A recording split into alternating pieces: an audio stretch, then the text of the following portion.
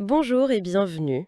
Aujourd'hui, on ne va pas juste lire un texte, on va vraiment plonger dedans, voir ce qui se cache un peu derrière les mots. On a entre les mains une analyse de la toute première sourate du Coran, Al-Fatiha, par Mokhtar Soussi.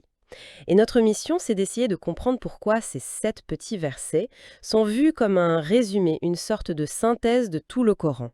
Oui, c'est un texte qui est absolument central. Al-Fatiha, ça veut dire l'ouverture. Et c'est le chapitre que des millions de musulmans récitent chaque jour, dans chaque prière. L'analyse qu'on a là, elle se veut très accessible. D'ailleurs, l'auteur commence par une note assez intéressante sur la difficulté de traduire toute la richesse de l'arabe vers le dialecte berbère chlu. Ah oui. Et ça nous rappelle tout de suite, en fait, que toute interprétation, c'est déjà une forme de traduction. C'est un effort pour jeter un pont. De voir comment la source les déplie couche par couche. On commence donc par le tout début, la formule d'ouverture. Au nom d'Allah, le tout miséricordieux, le très miséricordieux. Louange à Allah, Seigneur de l'univers. On l'entend tout le temps, mais cette louange, ce Alhamdulillah, qu'est-ce que ça signifie au fond? Alors ça, c'est le premier point sur lequel la source nous invite vraiment à nous arrêter. On a tendance à traduire Alhamdulillah par un simple merci ou Dieu soit loué. Mais l'interprétation ici est beaucoup plus profonde. C'est-à-dire? Pour l'auteur, ça signifie que toute beauté, toute vertu, tout ce pourquoi les humains peuvent se féliciter mutuellement, eh ben, tout ça, en réalité, ça n'appartient qu'à Dieu. Il est la source ultime de toute perfection. D'accord. Donc, si je comprends bien, ce n'est pas juste une formule de gratitude, c'est presque une affirmation philosophique.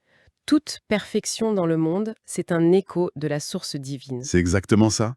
Et ça continue tout de suite avec l'expression Seigneur de l'univers, Rab al-Alamin.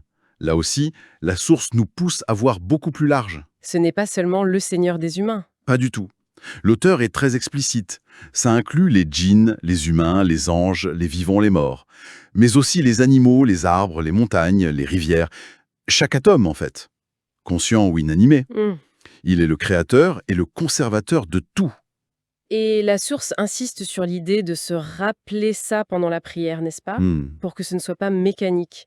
Mais ce Seigneur, aussi puissant soit-il, n'est pas présenté comme un tyran.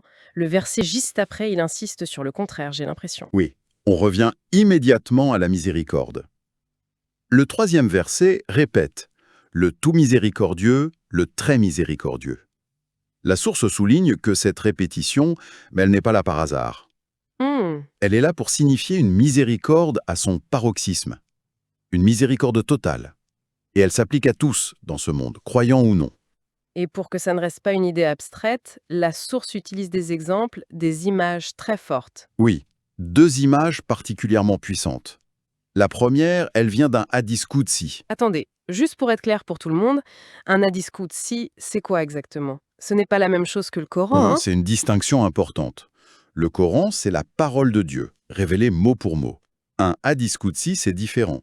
C'est un sens divin qui est révélé au prophète Mohammed et que lui exprime avec ses propres mots. D'accord. C'est une parole sainte, mais qui n'est pas dans le Coran. Et dans ce hadith, Dieu dit « Ma miséricorde a précédé ma colère ». La miséricorde vient avant la colère. C'est noté. Et la deuxième image? La deuxième, c'est une analogie, une scène de la vie du prophète. Il voit une mère qui retrouve son enfant perdu, elle le serre contre elle avec un amour immense. Et là, il demande à ses compagnons « Pensez-vous que cette femme jetterait son enfant dans le feu ?» La réponse est évidente. Bien sûr, ils disent non. Et le prophète conclut « Allah est plus bon envers son serviteur que cette femme ne l'est envers son enfant. » La source précise bien que ça s'adresse surtout à ceux qui essaient de suivre sa voie. L'idée, c'est que la porte du repentir est toujours ouverte. Cette idée de miséricorde est très réconfortante, mais le verset suivant change complètement de ton. On bascule dans quelque chose de beaucoup plus intimidant. Radicalement, on passe à maître du jour de la rétribution. C'est un pivot. La source dépeint ce jour comme un événement d'une ampleur cosmique. Il faut imaginer. Tous les êtres humains depuis Adam, rassemblés. Chacun est seul devant son créateur. Et la source utilise cette image très forte, sans voile ni traducteur. La communication est directe, la responsabilité est individuelle. Et la source donne des détails presque cinématographiques sur la façon dont les actes sont enregistrés. Ce n'est pas du tout de l'improvisation. Ah non, c'est un système de comptabilité très précis. La source rappelle cette croyance des deux anges qui nous accompagnent. Un à droite pour les bonnes actions, un à gauche pour les mauvaises. Et il y a un détail fascinant. Quand on fait une bonne action, l'ange de droite l'inscrit tout de suite. Mais quand on fait une mauvaise action, Attendez, l'ange de gauche attend avant d'écrire. C'est incroyable. La source explique pourquoi. C'est une sorte de délai de grâce. c'est exactement ça. L'ange de droite lui dit d'attendre un peu. Il donne à la personne un temps, quelques heures, pour se repentir. Ah oui, Si elle se repent sincèrement, l'ange de gauche n'écrit rien. La faute est effacée avant même d'être consignée. Sinon, elle est inscrite dans ce livre des actes qui, comme le dit le texte, nommait ni petite ni grande chose. c'est une métaphore incroyablement moderne, cette idée d'un livre qui nommait rien. Ça fait penser à l'ère du big data, en fait. C'est une bonne analogie, oui. Et l'échelle de temps de ce jour est tout aussi vertigineuse. La source parle d'une durée de 50 000 ans. Une attente insoutenable, dans une foule immense où les gens, à bout, supplieront les prophètes d'intercéder, non pas pour être sauvés, mais juste pour que le jugement commence. C'est dans ce chaos que l'idée d'intercession prend tout son sens. Mais la source est très prudente là-dessus. Ce n'est pas un pistonnage divin. Pas du tout. C'est un point clé. Personne, même pas les prophètes, ne peut se lever et dire « je parle pour un tel », de sa propre initiative. L'auteur cite le célèbre verset du trône. Qui peut intercéder auprès de lui sans sa permission? Donc c'est conditionné. L'intercession n'est possible que si Dieu donne son autorisation explicite. L'auteur raconte même un de ses rêves où un maître spirituel lui expliquait ça en insistant sur la souveraineté absolue de Dieu ce jour-là. Il cite ce verset « À qui appartient la royauté aujourd'hui? À Allah, l'unique, le dominateur suprême. Les puissants de la terre, dit-il, seront ce jour-là comme des fourmis. » Après avoir posé ce cadre, un Dieu miséricordieux mais aussi juge absolu, on arrive au verset 5. C'est comme le cœur battant de la sourate, le moment où le croyant prend la parole. C'est toi seul que nous adorons et c'est de toi seul que nous implorons secours. C'est vraiment le pivot de la relation. La première partie, c'est toi seul que nous adorons, ça affirme le monothéisme pur. C'est ça, le fameux concept de Tawhid. C'est le cœur même du taouïd, oui. L'unitécité divine. Mais c'est la deuxième partie qui est vraiment intéressante dans la source. Et c'est de toi seul que nous implorons secours. L'auteur, il distingue très clairement deux types d'aide. Il y a l'aide matérielle, ordinaire. Demander à un voisin de l'aide pour porter un meuble, ça, c'est permis. D'accord, la vie de tous les jours. Voilà. Mais l'aide qui relève de l'invisible, le secours spirituel, le soutien face aux grandes épreuves, ce secours-là, la source est catégorique, ne doit être demandé qu'à Dieu. Et pour que ce point soit bien compris, la source ne se contente pas d'une explication. Elle nous raconte une histoire. Une anecdote qui illustre la différence entre savoir par cœur et comprendre avec le cœur. Ah, c'est une histoire extraordinaire.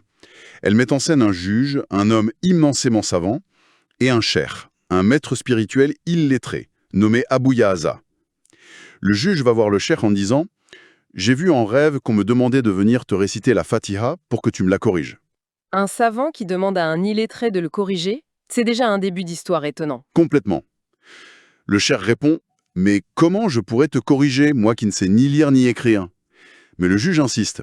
Il commence donc à réciter. Et j'imagine que ça ne se passe pas comme prévu. Pas du tout. Le juge récite et à la fin, le cheikh lui dit « Non, ce n'est pas bon. Recommence. » Le juge, perplexe, recommence. Même verdict. À la troisième tentative, le cheikh dit enfin « Voilà, c'est bon. » Et où était l'erreur? C'est là que ça devient incroyable. Le cheikh lui demande « As-tu des filles à marier? Et n'avais-tu pas dans le cœur l'intention d'aller demander de l'aide au sultan pour ça ?» Ah là là, le piège se referme. Exactement. Le juge stupéfait avoue que c'est vrai. Et le cheikh lui assène la leçon. Comment peux-tu prévoir de demander l'aide d'une créature? Où est passé le sens de « c'est de toi seul que nous implorons secours » Il termine par cette phrase terrible. Vous, les savants, vous connaissez les lettres, mais vous ignorez les significations. Waouh, l'histoire est folle. Ça pose une question vertigineuse. Si même un érudit passe à côté du sens profond, qu'est-ce que ça nous dit sur la connaissance intellectuelle par rapport à la foi vécue? C'est le fil rouge de toute l'analyse. L'idée que la vraie connaissance n'est pas celle qu'on stocke dans le cerveau. C'est celle qui transforme le cœur. Le juge avait l'information, le cheikh, illettré, avait la compréhension. Après cette profession de foi et de confiance totale, la sourate se termine logiquement par une prière, une demande très précise. Les versets 6 et 7. Guide-nous dans le droit chemin. le chemin de ceux que tu as comblés de faveur. C'est l'aboutissement. Après avoir reconnu qui est Dieu, après s'être engagé, la seule chose qui reste à demander, et la plus importante, c'est la guidance. Et ce droit chemin est défini de deux manières. D'abord positivement, c'est le chemin des favorisés de Dieu, et puis négativement, en opposition à deux autres voies. Et pour définir ce chemin en creux, la source appuie sur une interprétation très spécifique, basée sur une tradition prophétique, c'est bien ça? Oui, il est important de le cadrer ainsi. L'auteur explique que, selon une interprétation attribuée au prophète lui-même, ces deux groupes sont identifiés. Non pas de ceux qui ont encouru ta colère, désigneraient les Juifs, D'accord. et ni des égarés, désigneraient les chrétiens. La prière est donc une demande d'être guidé sur le chemin des croyants soumis et d'être préservé des voies qui, selon cette lecture, mènent soit à la colère divine, soit à l'égarement. C'est donc la conclusion logique. On loue Dieu, on reconnaît sa miséricorde et sa justice, on lui promet une adoration exclusive, et pour finir, on lui demande de nous aider à tenir cette promesse. C'est exactement ça.